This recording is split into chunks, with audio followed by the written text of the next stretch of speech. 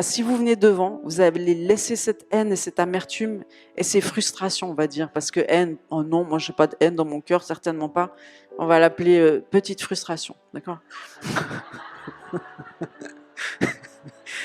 Si vous avez des petites frustrations dans votre cœur, s'il vous plaît, venez devant. Parce que si vous avez l'humilité de venir devant, vous allez laisser ces frustrations devant et vous allez repartir libre. Vous allez vous réconcilier avec les hommes. Vous allez vous réconcilier avec vos enfants. Vous allez vous réconcilier avec vos parents. Vous allez vous réconcilier avec vos pasteurs, avec vos leaders. Vous allez vous réconcilier parce que l'esprit d'Élie souffle sur vous cet après-midi. On est dans une saison où Dieu va commencer à raviver des choses endormies. Il va commencer à déboucher des puits bouchés, des puits de réveil. Moi, j'ai jamais été à une conférence de femmes où il y a des femmes qui prient non-stop. Hein. Ça m'est jamais arrivé.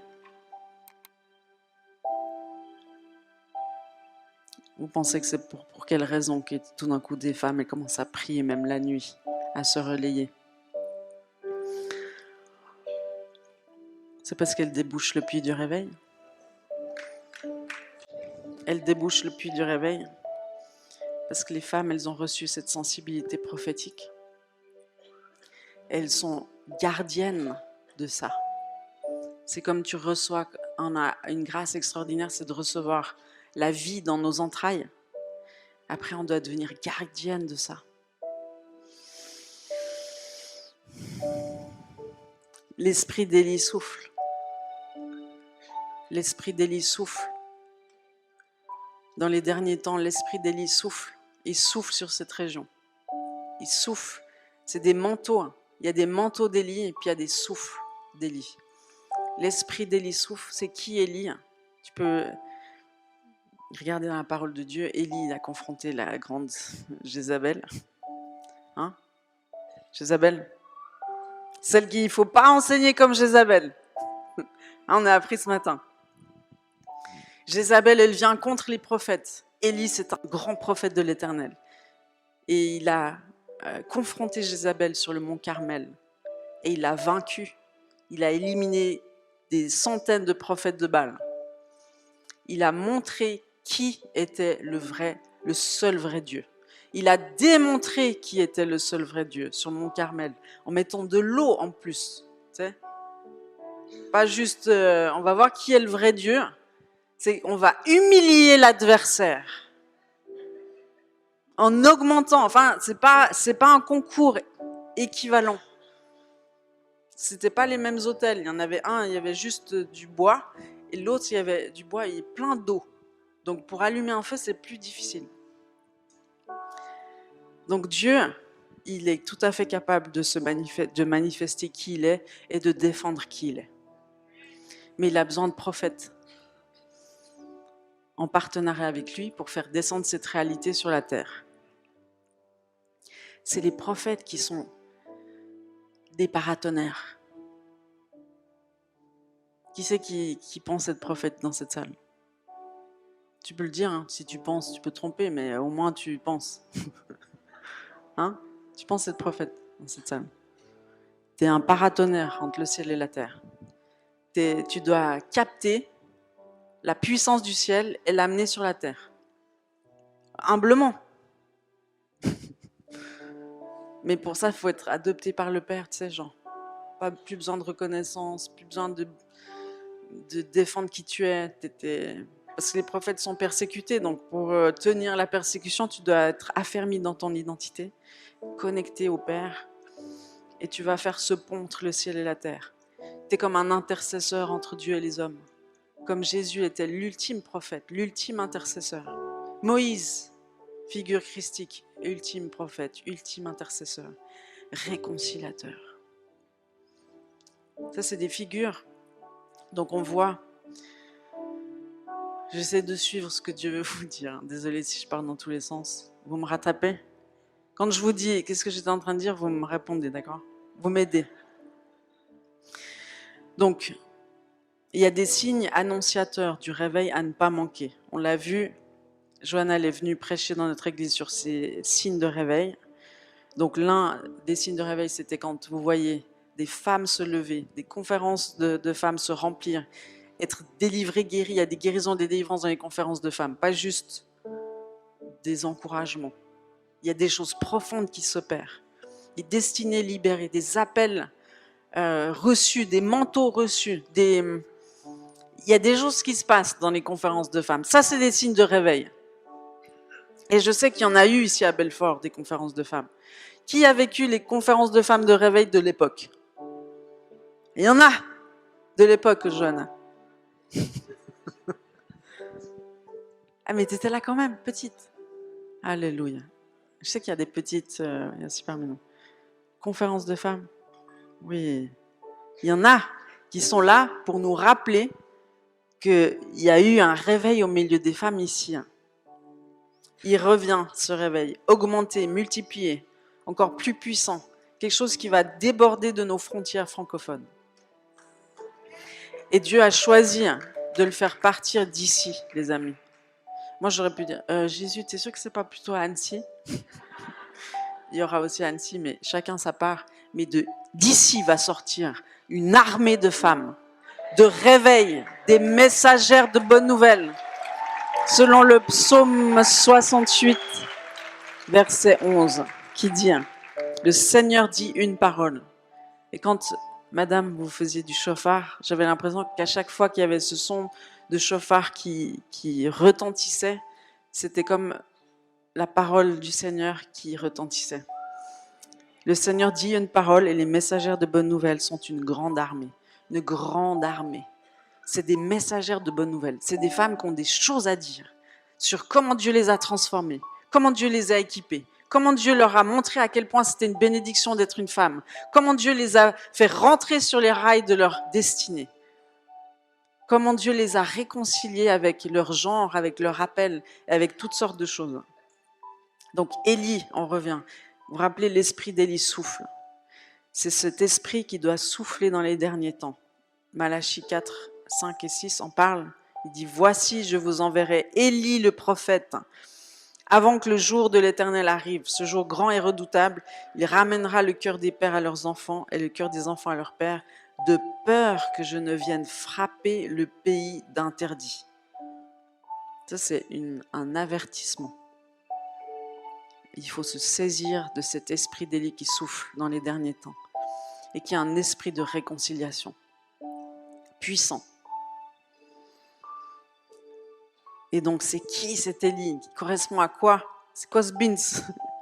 Matthieu 11, verset 13 à 14 nous dit, « Car tous les prophètes et la loi ont prophétisé jusqu'à Jean, c'est-à-dire Jean-Baptiste. Et si vous voulez le comprendre, c'est lui qui est l'Élie qui devait venir. Jean-Baptiste, c'est l'Élie qui devait venir. Et il devait venir pour faire quoi? Jean 1, 23 nous dit, « Moi, dit-il, je suis la voix de celui qui crie dans le désert. Aplanissez le chemin du Seigneur, comme a dit Ésaïe le prophète. » Aplanissez le chemin du Seigneur. Jean-Baptiste, qui porte l'esprit d'Élie. Son rôle, c'était de préparer les voies du Seigneur. C'était un homme qui criait dans le désert. On va le voir comme il est décrit dans Luc 1, verset 15 à 17. « Car il sera grand devant le Seigneur. Il ne boira ni vin ni liqueur enivrante, et il sera rempli de l'Esprit Saint dès le sein de sa mère. » Dès le sein de sa mère. Dès la conception, toute ta destinée est programmée. Il ramènera plusieurs des fils d'Israël au Seigneur leur Dieu.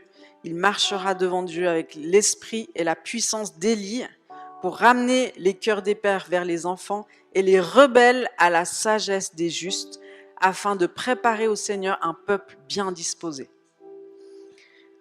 On a un job à accomplir, les filles. C'est de préparer un peuple bien disposé.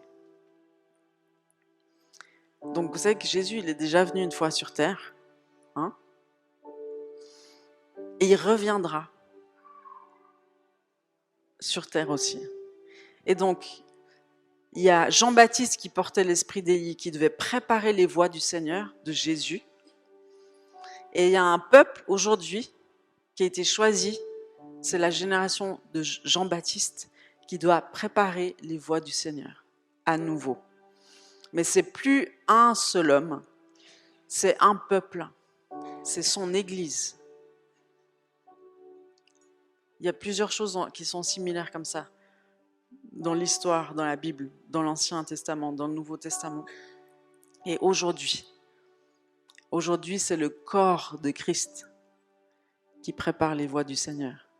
Parce que Dieu vient chercher une église sans tache ni ride. Donc il faut des ouvriers qui travaillent sur les rides et les taches de l'épouse.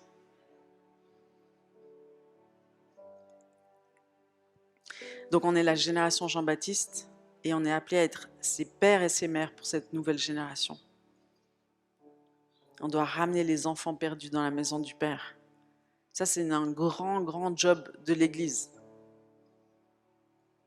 On doit prêcher l'Évangile, c'est sûr, pour ramener tous ceux du dehors dans la maison du Père, parce qu'on considère en fait que tous les hommes et les femmes sont les enfants de Dieu, parce on n'a qu'un seul Créateur. Mais ces enfants, ils se sont égarés, comme les fils prodigues. Mais ils sont tous appelés à revenir dans la maison du Père.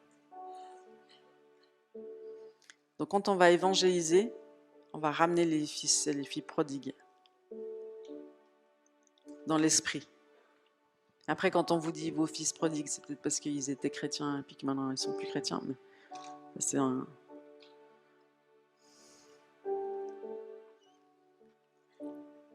Mais on est appelé à préparer les voies du Seigneur.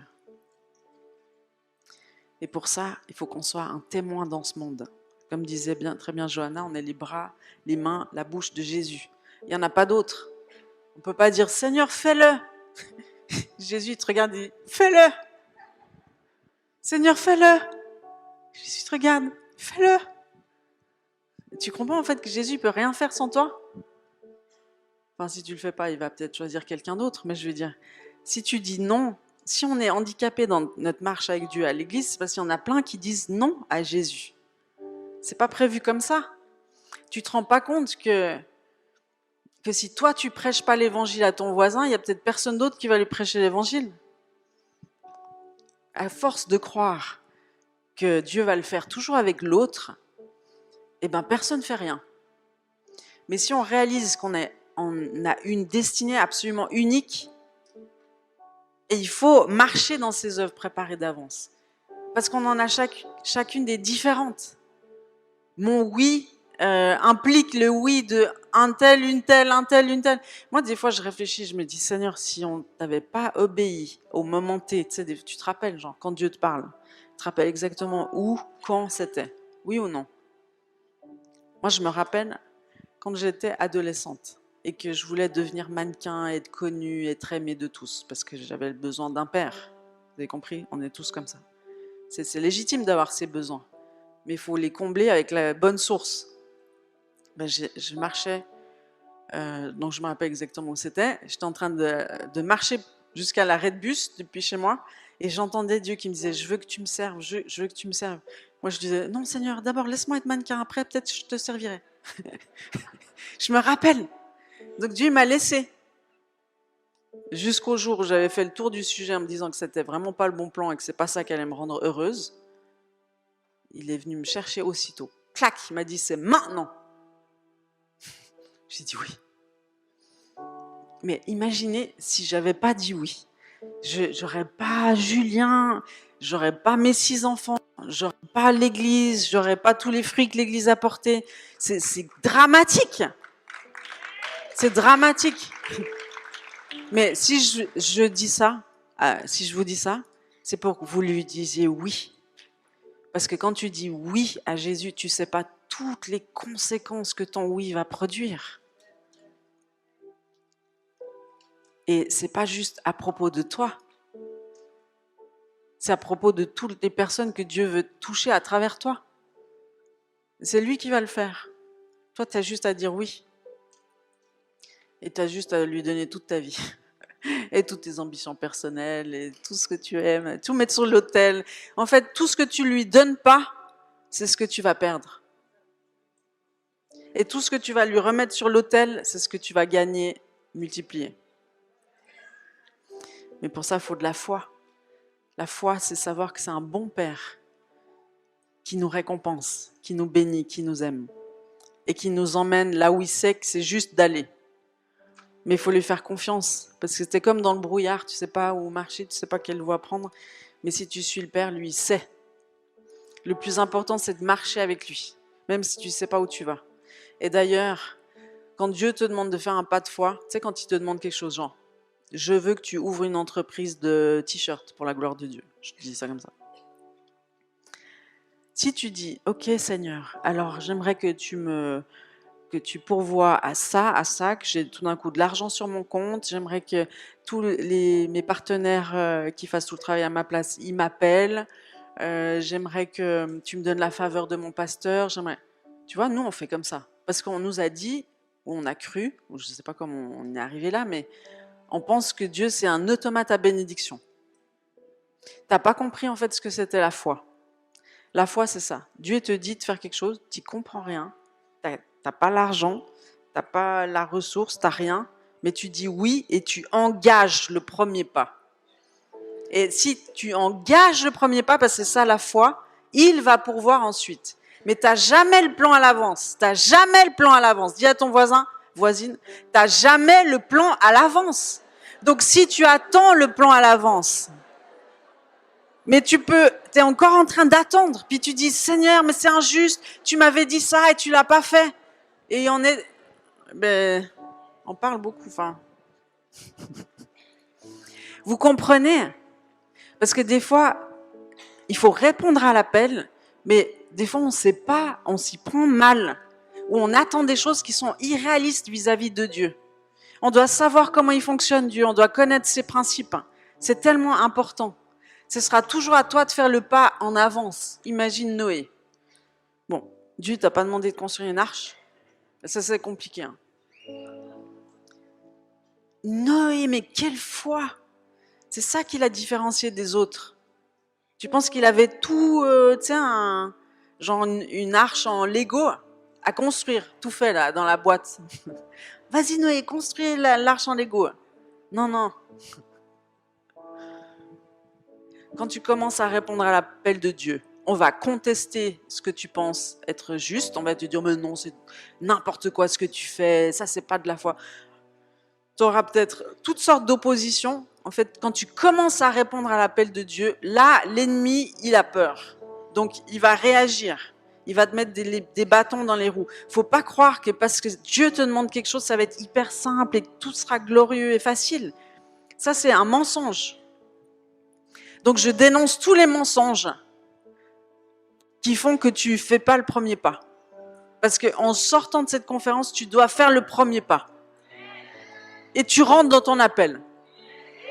Et tu remplis l'église de tous les dons qu'elle attend d'avoir pour pouvoir être cette église sans tache ni ride qui va faire connaître au monde Dieu, qui est Dieu. Parce que quand le monde regarde l'église, il doit voir Dieu. Quand le monde te regarde, il doit voir Dieu.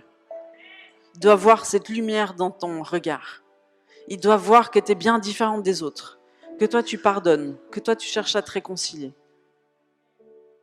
Que toi, tu ne gardes pas d'amertume dans ton cœur. Est-ce qu'on reconnaît une personne pleine d'amertume juste à la vue? Oui, c'est comme ça.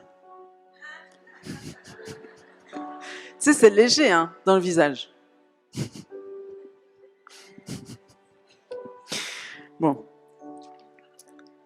Nous, les femmes, on est appelées à être des mères en Israël. Comme Déborah, elle était appelée mère en Israël. Ça veut dire que c'est une mère selon Dieu. C'est une mère qui va paître les brebis du bon berger, qui va les préparer, qui va prophétiser sur elles. Tu sais, une mère, elle a une capacité phénoménale d'empuissancer ses enfants et son mari, de faire rentrer ses enfants dans leur destinée. Et quand c'est une puissance que la mère a sur ses enfants, tu l'as aussi, si tu n'es même pas mère dans le naturel, si tu es célibataire, dans l'église. Dans l'église, tu es connu pour donner que des paroles d'encouragement, pour prophétiser sur les gens, parce que Dieu te donne de voir ce que les gens sont appelés à être, et à force de l'entendre, ils vont le devenir. Parce qu'on a une puissance dans notre bouche, une puissance prophétique qui doit donner la vie. Et comme c'est de l'abondance du cœur que la bouche parle, si tes entrailles ne sont pas purifiées, ta bouche est intoxiquée. Et ce qui sort de ta bouche, c'est de la pollution. Parce que tu as le même pouvoir dans ta bouche pour libérer la mort et pour castrer ton mari et tes enfants. Tu as le même pouvoir. Mais Dieu il veut que tu utilises ce pouvoir qu'il t'a donné pour la vie. Mais pour ça, tu dois être reconnecté à l'esprit de vie, peut-être. Et ton cœur, qui sont les entrailles, doivent être purifiés. L'esprit d'Élie souffle. C'est la réconciliation. Dans 2 Corinthiens 5, 17, c'est écrit ceci. Si quelqu'un est en Christ, il est une nouvelle créature. Les choses anciennes sont passées, voici toutes choses sont devenues nouvelles. Toutes choses sont en train de devenir nouvelles.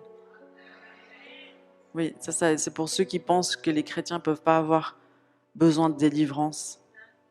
Et qui disent, non, regarde, toutes choses sont nouvelles. Et si tu analyses le texte un peu plus en détail, tu t'aperçois que le temps du verbe, c'est toutes choses sont en train de devenir nouvelles. Ça veut dire que tu as la possibilité en Christ d'être guéri, d'être délivré, d'être restauré. Mais ça ne veut pas dire que c'est automatique. Il faut t'en saisir. Et puis, comme ce matin, on a été libéré d'un joug qui est sur la femme dans l'Église, heureusement qu'on peut encore bénéficier de la délivrance. La délivrance, c'est aussi briser les malédictions. C'est briser les liens d'âme. C'est délier de tout esprit de mort, de dépression. Tout ce qu'on a pu recevoir à travers les expériences du passé, comme des agressions sexuelles, comme des pertes de grossesse volontaires ou non, où on a été pollué par l'impureté, pollué par la mort, pollué par le meurtre. Mais Jésus, il est mort pour qu'on soit délivré. Et quand on se convertit, des fois on dit toutes choses sont nouvelles, c'est bon. Oublie le passé est passé. Le passé est passé quand il est réglé, tu sais. Quand tu as payé la facture, réglé, c'est bon, j'y pense plus. Mais si tu as des dettes là, que tu n'as pas réglées, tu sais, c'est comme les voleurs. Moi, j'ai volé quand j'étais jeune chez Manor en Suisse. Ça s'appelait la Placette avant. Et puis donc, mais voler des petites gommes, des trucs comme ça, c'est pas très très grave. Mais voler quand même. Et puis, j'invite Werner Lehmann à une de nos soirées de ministère. Et puis il dit, vous savez que le vol, t'es pas juste pardonné du vol, tu dois restituer ce que tu as volé. Même des années passées. Et là, le Saint-Esprit me rappelle les petites gommes. Et il me dit, et en plus, mon beau grand-père, c'est compliqué après le divorce. Vaut mieux pas divorcer, les amis. C'est compliqué après le divorce. Moi, j'ai un mari dont les parents ont divorcé et on voit les effets des générations et des générations après, où on n'arrive plus à rassembler nos parents parce qu'ils sont... Enfin, tout ça pour dire que mon ex-beau-père, il était directeur chez Manor. Alors Dieu m'a dit, voilà, tu lui donnes 100 francs suisses et tu lui demandes pardon d'avoir volé dans son magasin. Enfin, son magasin... Tu vois, c'était pas son magasin. Donc, je l'ai fait. Il m'a regardé comme ça, genre... ça l'a touché, certainement, parce que dans le monde, on fait pas ça. Là, vous êtes tout en train de vous dire, mince, la gomme que j'ai volée, là, il va falloir que je la... Mais oui. Tu sais, des fois, on se demande pourquoi on traballe des fardeaux, mais c'est juste parce qu'on n'a pas réglé nos affaires. Parce qu'on n'a pas demandé pardon à ceux qu'on a agressés dans le passé. Oui, toutes choses sont devenues nouvelles, mais maintenant tu as la capacité phénoménale de témoigner de ta vie nouvelle en Christ en allant demander pardon à tous ceux que tu as offensés dans le passé, à leur écrire des lettres. Tu sais? Parce que nous, on pense qu'à nos agresseurs. Mais on a été agresseurs nous aussi. On n'est pas que victimes, on n'est pas que agresseurs. On est chacun agresseur-victime à la tour de rôle. Donc, quand tu te convertis, il y a tout un travail de restauration, de réparation qui doit être fait pour que tu puisses marcher en paix. Donc, et tout cela, je continue, de Corinthiens 5, verset 18, et tout cela vient de Dieu, qui nous a réconciliés avec lui par Christ et qui nous a donné le ministère de la réconciliation, car Dieu était en Christ, réconciliant le monde avec lui-même, en n'imputant point aux hommes leurs offenses, et il a mis en nous la parole de la réconciliation. Est-ce que tu savais que tu avais toutes les femmes qui disent « J'ai pas de ministère, c'est quoi mon ministère, pasteur? À quoi je suis appelée, pasteur ?» Je dis « Demande à Jésus. » Tu sais que tu peux demander à Jésus, hein. Il va te répondre. Mais en tout cas, il y a un ministère qu'on a toutes, c'est le ministère de la réconciliation. On est appelés à être des artisans de paix. On est appelés à être ceux qui réparent les filets. Parce que comme Johanna, tu disais hier, on doit réparer les filets. Parce que pour aller chercher tous les poissons, tu sais, quand Jésus dit à ses disciples, ça c'est le premier miracle, ils avaient pêché toute la nuit, ils reviennent désespérés et Jésus leur dit « Retournez pêcher et vous ferez comme ci, comme ça. » Et là, ils sont là « Non mais Jésus, tu rigoles, Omer. Toute la nuit, on a pêché. » Mettez-vous à la place. Bon, vous avez jamais pêché de votre vie, peut-être. Hein? Il y a des pêcheuses dans la salle. Il y en a à plein. Waouh! Ah ben voilà, tu vois, hein, on a plein d'a priori. Donc ils retournent par la foi, ils y retournent. Mais ils étaient au bout de leur vie, là. Mais sur la parole de Jésus, ils retournent et ils font exactement ce que Jésus leur dit. Et sur cette parole, le miracle arrive. Si tu veux voir des miracles, suis la parole de Jésus. Simplement. Fais simplement ce qu'il te dit de faire. Même si tu es au bout de ta vie, même si tu as essayé. Sur sa parole, agis. Mais là, tous les poissons là qu'ils ont empêché, Marc, il disait le week-end dernier, 183. Donc ça veut dire que le filet était capable d'en récupérer 183. Il disait ça, mais je n'ai pas vu ça dans la Bible. Un certain nombre de poissons. Le filet pouvait porter ce certain nombre de poissons. Mais peut-être plus de poissons, il aurait cédé. Ce que je veux dire, c'est qu'on regarde le miracle des poissons, mais on ne regarde pas le miracle du filet. Mais il y a aussi un miracle dans le filet. Et puis le filet, c'est ce qu'on doit réparer pour préparer le retour de Jésus. Et avant le retour de Jésus, bon, je suis un peu fatiguée, il y a une grande moisson qui vient. The last one. La moisson des derniers temps, le réveil des derniers temps qui arrive, et ça demande une préparation, ça demande un entraînement, ça demande de réparer les filets, ça demande de nous mettre ensemble. Puis on était avec des femmes de pasteurs vendredi soir, et le sujet c'était, on pourrait empêcher plein de drames dans l'église ou hors de l'église, si l'église était ensemble. Parce que c'est sûr, les disciples dans la chambre haute qui étaient ensemble. Tu regardes la version, pas la française où ils disent ensemble dans un même lieu. C'est pas la vraie version. La vraie version, c'est ensemble de cœur, ensemble dans un même lieu. C'est deux conditions. Parce qu'on peut être dans un même lieu et complètement divisé, parce que tu sais qu'il y a telle fille de telle église qui t'a dit ça, puis ça crée des tensions. Nous, on avait fait une conférence de femmes une fois. Non, je t'explique le truc. On avait fait une conférence de femmes. Et en fait, il y avait l'amante de la femme dans la conférence de femmes. Alors là, on est venu nous dire, tu sais pas quoi, il faut faire quelque chose, parce qu'il y a l'amante là, cette femme là, elle est ici. Je dis, tant mieux, comme ça Jésus va lui dire, arrête, et tu vas retrouver ton mari. Ah, c'était l'opportunité du siècle qu'elle soit là. Nicolas de Flue. Quelqu'un connaît Nicolas de Flue? C'est le père de la Suisse.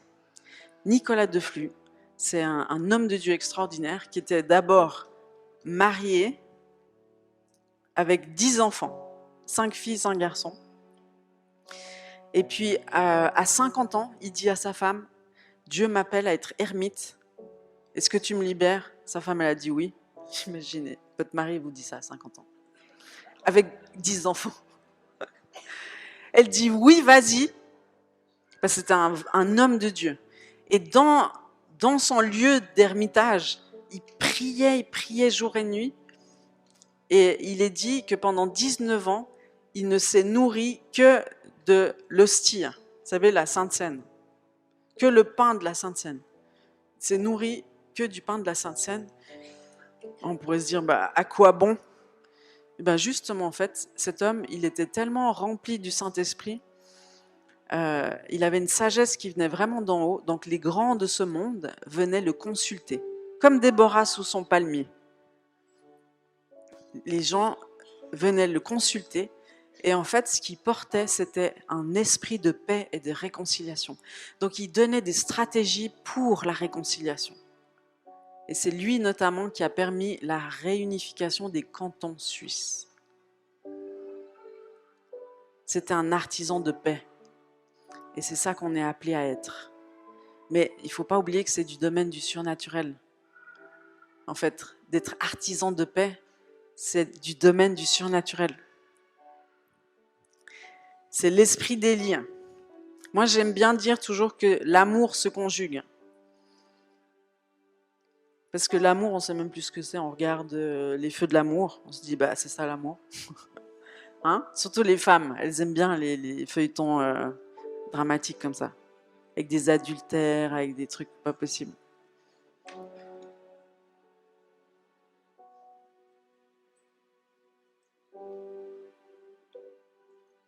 Mais on n'a pas été créé pour ça.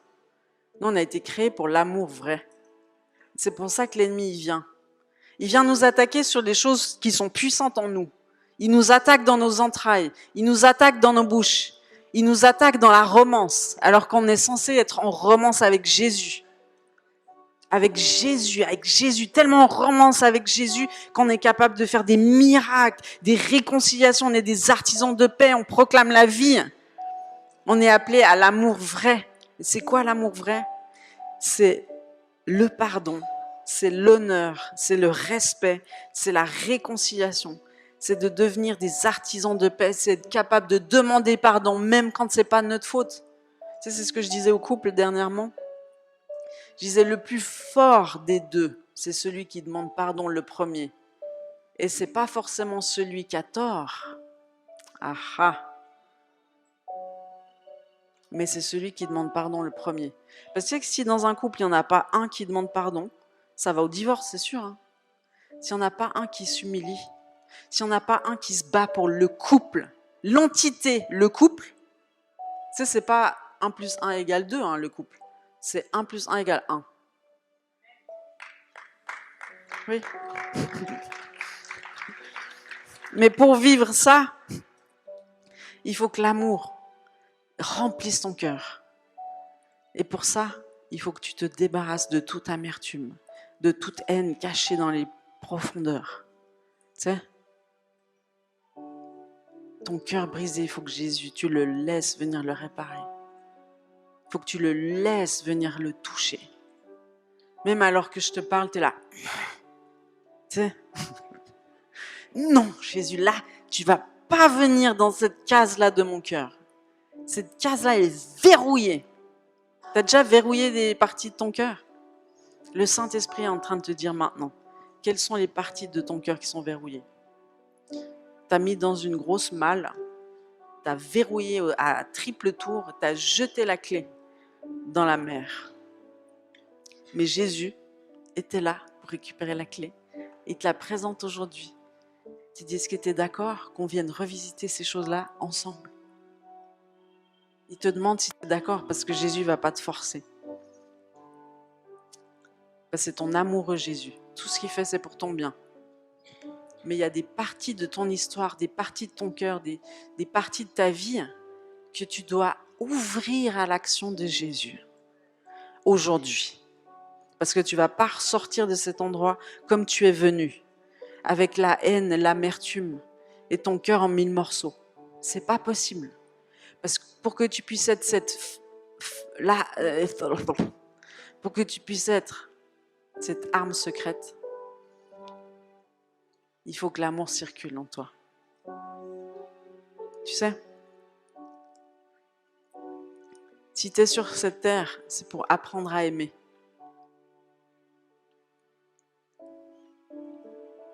Il y en a même qui sont revenus sur terre, comme Bob Jones, là il est mort.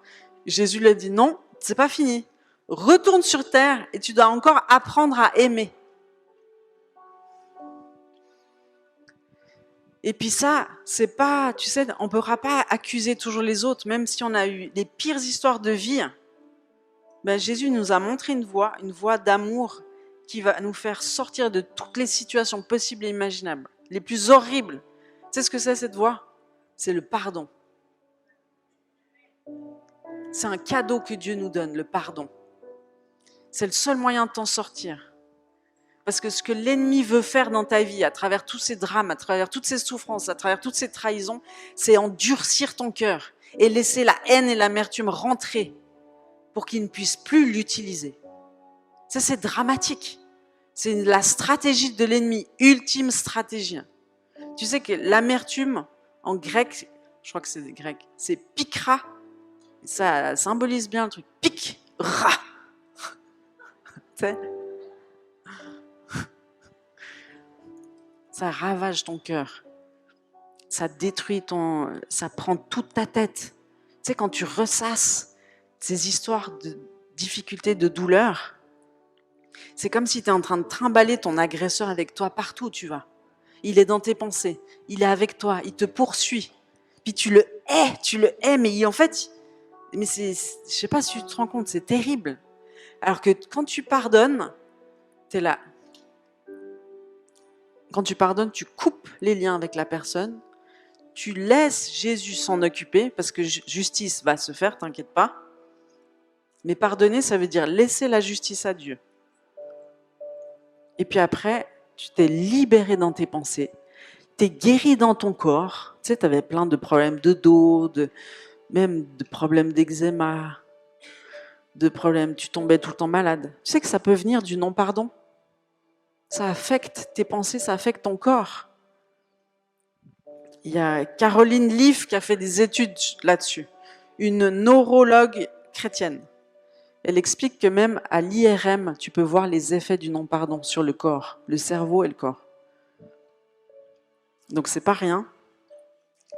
L'amour doit couler en toi et à travers toi. Ce fameux proverbe qui dit, proverbe 4, verset 23, « Garde ton cœur plus que toute autre chose, car de lui viennent les sources de la vie, les sources de la vie, les sources de la vie, les sources de la vie. » Moi, j'aime bien dire que ton cœur, c'est comme un puits et qui peut être bouché par plein de pierres, d'amertume, de haine, de colère.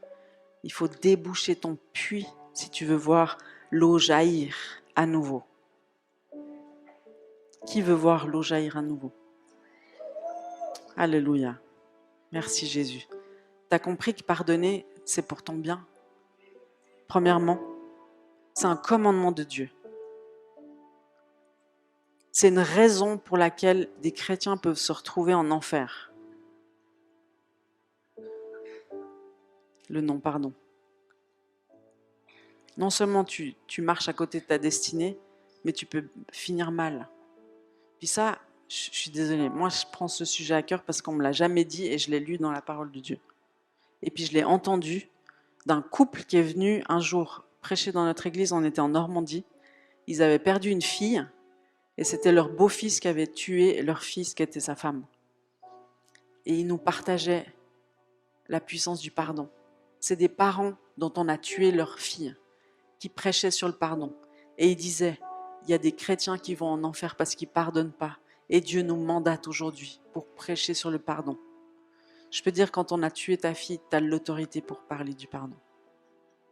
Enfin, tu as l'autorité. On est tous affectés d'une manière ou d'une autre. Hein. Mais c'est ce qui nous différencie du monde, les amis. L'amour. J'étais à, je ne sais plus où, en Suisse, au fin fond de la Suisse, à côté d'un petit lac. Adèle, c'était où ? Il neigeait.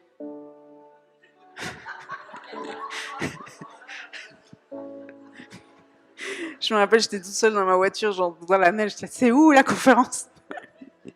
Et puis Dieu m'avait mis à cœur de parler du pardon. C'est souvent le cas parce que ça touche toujours tout le monde. Il faut juste l'entendre à nouveau, encore et encore, parce qu'on est constamment offensé. Vous avez remarqué? Donc on a toujours un choix devant nous. Prendre l'offense ou la rejeter. Mais si tu veux rester en vie, si tu veux marcher dans ton appel, si tu veux être ambassade de réconciliation, tu dois traiter ton cœur en permanence. C'est pas juste une fois, c'est tous les jours. Tous les jours. Choisir de bénir plutôt que de maudire. Tous les jours, tous les jours. Choisir de pardonner plutôt que de haïr. Tous les jours, tous les jours. C'est une discipline. C'est ça, marcher dans l'esprit. On est des êtres spirituels. Tout commence par le spirituel. On ne peut pas être des chrétiens aigris. Sinon, le monde nous voit et dit, on ne veut pas ce Dieu. Non seulement, c'est même Jésus, il dit ça aux pharisiens. Il dit, non seulement, vous n'amenez pas les gens dans le royaume de Dieu, mais en plus, vous les empêchez d'y rentrer. C'est grave. C'est grave. Donc, je finis, j'étais dans un petit village, à une conférence de femmes. Je leur parle du pardon, et puis je leur donne la vallée de Joux. Voilà, c'était la vallée de Joux. La vallée de Joux. Et puis, moi, personne ne sait où c'est. Moi. Mais là, je leur parle, parce que c'était, vous comprenez pourquoi je donne le détail de où c'était. Je leur parle du pardon et je leur donne cet exemple que j'avais entendu il y a quelques semaines d'avant. Je leur ai dit, en Suisse, il y a un pasteur qui a perdu sa fille, aussi qui a été tué par des malfaiteurs. Il a perdu sa fille et il a choisi de pardonner et c'est sorti en première page du journal de la région. Genre, un pasteur a pardonné au meurtrier de sa fille. Je leur dis, vous vous rendez compte, le monde, quand il voit ça, il se dit, il y a un Dieu qui existe. Et puis les filles en face de moi, elles disent, c'est notre pasteur, c'est notre pasteur. J'étais là, alléluia. Je suis si près de l'histoire fantastique qu'on m'a racontée. C'était magnifique, merveilleux. Pour que le monde sache que Dieu existe. C'est là qu'on fait la différence. Non seulement il faut pardonner pour marcher dans ta destinée, pour être connecté à Dieu, parce que le non-pardon, ça te coupe de Dieu. Il y a des gens qui viennent vers moi qui me disent, je sens plus Dieu, j'entends plus Dieu, je suis plus connecté à Dieu. Je dis, Jésus, tu veux qu'on pose une question à Jésus? Jésus, est-ce qu'il y a quelqu'un à qui je devrais pardonner? Ah oui. Et il y a quelqu'un qui dit pas vrai. Tu sais, où il y a des gens qui disent, ah mais moi j'ai pardonné à tout le monde, hein. Moi je pardonne à tout le monde. Ok. Puis tout d'un coup ils commencent à raconter une histoire sur quelqu'un avec de la haine. Tu dis, puis cette personne-là, vous l'avez pardonné? Oui. Je dis, non, en fait tout ton corps dit l'inverse. Toutes tes émotions. Tu sais que le corps parle. Je vous dérange un peu, hein, mais parce que je veux pas que vous restiez. Parce que c'est comme Dieu. Il nous aime tellement qu'il veut pas qu'on reste comme on est. Il veut nous transformer de gloire en gloire. Il nous aime, hein, notre personnalité, tout ça, c'est Dieu qui l'a créé. Mais il veut pas qu'on reste dans l'état dans lequel nous sommes, même si on est dans un bon état, parce qu'il veut nous faire aller toujours plus loin, toujours plus haut. Il veut qu'on brille toujours plus. Jésus. De gloire en gloire. Donc, Saint-Esprit, est-ce que tu peux sonder le cœur de chacune? Ou celles qui sont disposées? Vous savez que c'est l'humilité qui précède la gloire. Pour pardonner, il faut de l'humilité. L'orgueil dit non, jamais. Tu sais, quand tu dis jamais, tu fais des vœux. Jamais je serai comme mon père. Jamais je serai comme ma mère. Jamais, moi, j'abandonnerai ma famille. Si tu veux jamais abandonner ta famille, tu dois être sous la grâce de Dieu. Et si tu veux être sous la grâce de Dieu, tu dois exercer la grâce. Parce que ce que tu sèmes, c'est ce que tu récoltes. Tu dois te positionner sous la grâce. Parce que la chair est faible. C'est pas en disant jamais. En fait, quand tu dis jamais, tu sais ce que tu fais? Tu fais un pacte avec la mort. Parce que tu es en train de penser que par toi-même, tu vas y arriver. Mais quel orgueil! On est des êtres faibles. On a besoin de Jésus plus que tout. On est totalement dépendant de lui. On doit compter sur lui en permanence, marcher avec lui en permanence. C'est dans ses pas qu'on marche. quand on marche dans ses œuvres préparées d'avance. C'est dans ses pieds qu'on met nos pieds. Donc, tu as besoin de pardonner aujourd'hui. Tu as besoin d'une purge de cœur pour que ton puits puisse laisser l'eau jaillir. Cette eau de réveil, tu sais, l'eau du réveil, l'eau de la parole de Dieu, cet amour débordant. C'est un réveil d'amour qui vient. Mais il ne va pas se faire sans délivrance. Il ne va pas se faire sans délivrance, sans purge. Tu as besoin d'être purgé de toutes les scories du péché, des mensonges de l'ennemi. Tu as besoin d'être purifié. Purifié par l'eau de la parole de Dieu. Purifié par le Saint-Esprit. Tu as besoin que ta face soit illuminée pour que les autres voient Christ en toi. Tu sais, tu as besoin. Et peu importe ta couleur de peau, ta culture, peu importe ton âge, peu importe ta provenance, ton passé, peu importe. Les gens, ils doivent voir Christ briller à l'intérieur de toi. Ils doivent se dire, mais eux, ils ont quelque chose de différent. Moi, c'est ce que j'ai entendu, des journalistes qui étaient venus interroger une fois des gens dans l'église. Ils ont dit, mais vous avez quelque chose de spécial, vous, ici. Vous avez tous une petite lumière dans les yeux. C'est ce que les gens doivent voir. Absolument. S'ils viennent dans l'église puis qu'ils voient que la plupart, s'il y en a 2-3 qui ne sont pas encore transformés, guéris, ça va. Mais la plupart des chrétiens doivent refléter Christ. Donc, j'ai bientôt fini, parce que là, vous n'en pouvez plus, là. Ça va? Oui? Le but de la vie, c'est d'aimer. Hébreux 12, 14 à 15 dit « Recherchez la paix avec tous. Recherchez la paix avec tous et la sanctification sans laquelle personne ne verra le Seigneur. Veillez à ce que nul ne se prive de la grâce de Dieu, à ce qu'aucune racine d'amertume poussant les rejetons ne produise du trouble et que plusieurs n'en soient infectés. » Non seulement tu t'infectes toi-même, mais tu infectes les autres. Tu sais? Comme Johanna, elle dit, si tu as quelque chose avec quelqu'un, va pas vers ta copine, va vers le père. Parce que si tu vas vers la copine, tu vas l'infecter. Et puis en général, quand il y a quelque chose qui ne va pas, on a besoin d'en parler là, puis en fait, on infecte tout le monde. Et puis c'est comme ça que l'Église, elle se divise. Et qu'on n'est pas en train de sauver le monde, qui en a tant besoin. C'est la stratégie de l'ennemi de nous diviser. C'est la stratégie de l'ennemi d'éteindre le cœur des chrétiens par l'amertume. Mais on doit préparer le réveil qui vient. On doit porter cette onction d'Élie qui réconcilie, qui cherche la paix avec tous. Autant que possible. Quand tu regardes tes relations, est-ce que tu peux dire « j'ai essayé de faire la paix avec tous » ? Est-ce que tu peux le dire ? Du mieux que j'ai pu. J'ai essayé de faire la paix avec tous. J'ai essayé de me réconcilier avec tous.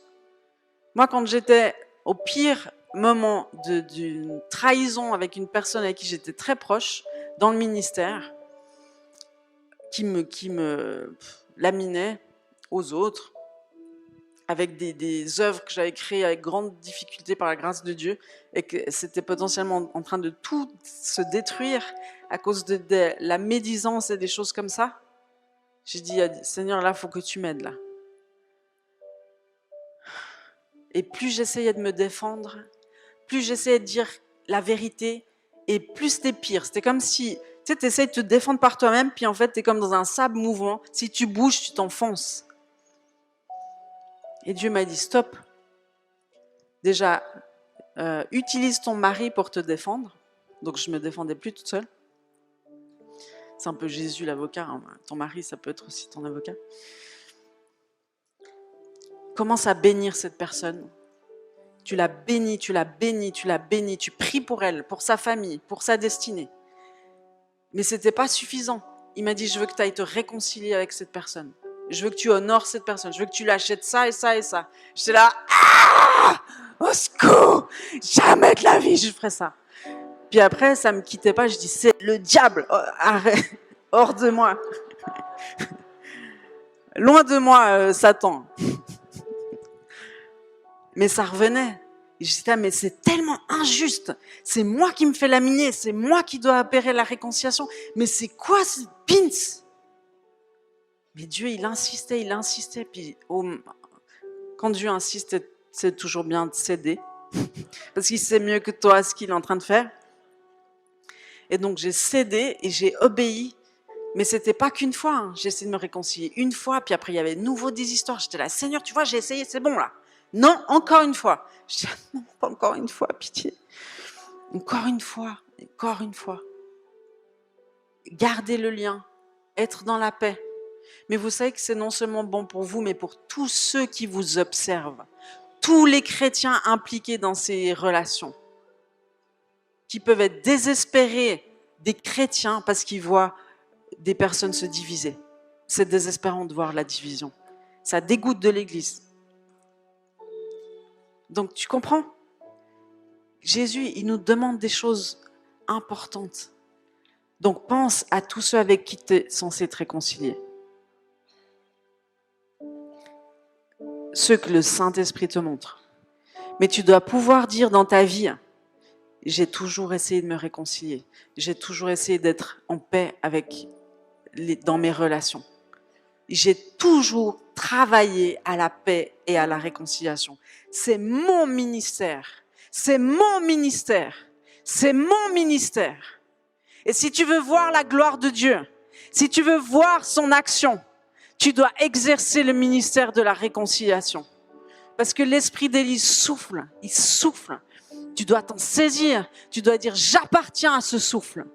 Je porte ce souffle. Je suis une ambassade de ce souffle. C'est sérieux ce que Dieu est en train de te dire maintenant. C'est aussi ce qui va te permettre de répondre à l'appel, de marcher dans ton appel. Tu dois savoir que c'est bien d'être une femme et que c'est juste d'exercer le ministère dans l'Église en tant que femme, mais tu dois savoir à quelle ambassade tu appartiens. Une ambassade d'amour. Une ambassade d'amour, de pardon, de réconciliation. Maintenant, il ne faut pas être sous le joug de quelqu'un qui abuse de toi. Je n'ai jamais dit ça. Mais le Saint-Esprit va te dire. Là, tu peux dire, parce que la parole de Dieu, elle dit autant que possible. Sois en paix avec tous autant que possible. Mais il y a des cas, c'est sûr, ce n'est pas possible. Mais il y a plein de cas, et n'englobe pas ton cas dans ces cas exceptionnels. Ne botte pas en touche, c'est ça que j'aimerais te dire. Choisis d'être cet enfant de Dieu. C'est dans Matthieu. Moi, j'aime ce passage parce que, tu sais, c'est Jésus. Hein. Il revient sur tous les commandements. Et puis il dit, vous pensez que je suis venu abolir la loi? Non, non, non, les amis, je suis venu accomplir la loi. Je suis venu augmenter le standard. Il est venu augmenter le standard, Jésus. Mais on peut y répondre avec lui. Mais sans lui, oublie. Avec lui, on peut répondre au standard. Donc, c'est dans Matthieu combien là? J'avais pas prévu de dire ça. Il est écrit, mais moi je vous dis, tu sais, Matthieu 5.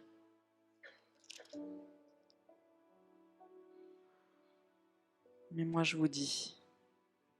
Voilà. Vous avez appris, Matthieu 5, verset 43, vous avez appris qu'il a été dit, tu aimeras ton prochain et tu haïras ton ennemi. Mais moi je vous dis, aimez vos ennemis, bénissez ceux qui vous maudissent, faites du bien à ceux qui vous haïssent et priez pour ceux qui vous maltraitent et qui vous persécutent, afin que vous soyez fils et filles de votre Père qui est dans les cieux. C'est votre marque d'appartenance, l'amour. C'est votre marque d'appartenance. C'est votre marque d'appartenance. Le pardon, le respect, l'honneur, la réconciliation. Et moi, je suis honorée d'avoir rencontré Johanna, qui est une ambassadrice de réconciliation des églises de Belfort. Mais vous vous rendez même pas compte le signe de réveil que c'est. Nous, on y travaille à Annecy, mais on n'y est pas encore. Mais vous êtes plusieurs églises représentées. Ensemble, vous avez organisé cette conférence. Vous êtes un signe de réveil. Vous avez travaillé à la réconciliation. Hier, c'était magnifique de voir Johanna, comme elle exerçait l'honneur, comme elle présentait ses équipes, comme elle bénissait les autres églises représentées, comme elle en puissançait les autres, comme elle travaillait à cette huile, à cet honneur qui est une huile dans le rouage du corps du Christ. Moi, j'aimerais faire un appel ce soir. Je n'ai pas parlé de la haine des hommes, mais j'aurais pu. Parce qu'en fait, cet esprit d'Élie, cet esprit de réconciliation, il est là pour ramener la réconciliation entre l'homme et la femme. Parce qu'il ne faut pas juste réintégrer les femmes dans l'église, il faut les réconcilier avec l'homme.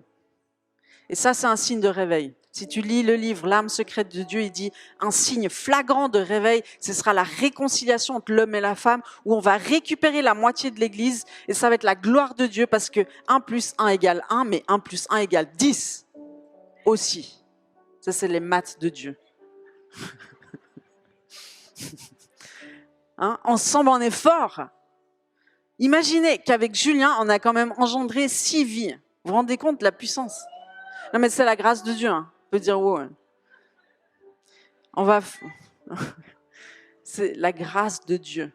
Il m'a montré, il a renouvelé mon intelligence et il m'a montré que les enfants, c'était une bénédiction, que c'était mon héritage, que c'était une grâce, que c'était une récompense. Il a brainwashé mon cerveau. Parce qu'on vit dans un monde où par écologie, on se fait enlever l'utérus, où on se fait ligaturer les trompes. T'imagines où on en est arrivé? Où on regarde les familles nombreuses puis on leur dit, vous participez à la fin de la planète. Mais tu sais que Dieu, dans sa parole, il a écrit qu'il va faire des nouveaux cieux et une nouvelle terre. Mais ça veut pas dire qu'on ne doit pas aimer le respect de la terre. Il faut respecter la terre, il faut jeter dans les poubelles et pas par-dessus bord. On est d'accord. Mais Dieu va créer des nouveaux cieux et une nouvelle terre. Alléluia! Dieu est bon, il nous aime, mais il nous appelle à plus. Il nous appelle à plus.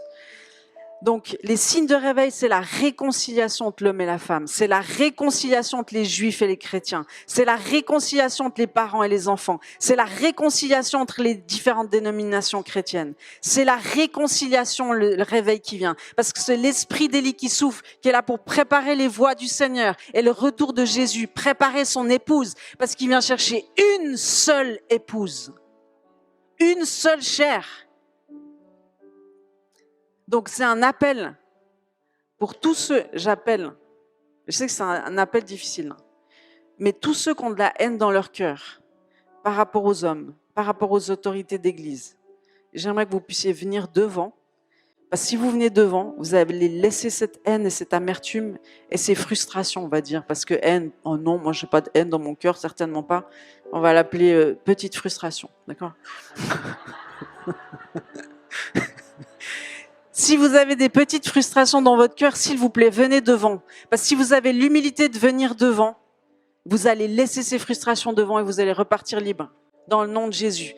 Vous allez vous réconcilier avec les hommes. Vous allez vous réconcilier avec vos enfants. Vous allez vous réconcilier avec vos parents. Vous allez vous réconcilier avec vos pasteurs, avec vos leaders. Vous allez vous réconcilier parce que l'esprit d'Élie souffle sur vous cet après-midi.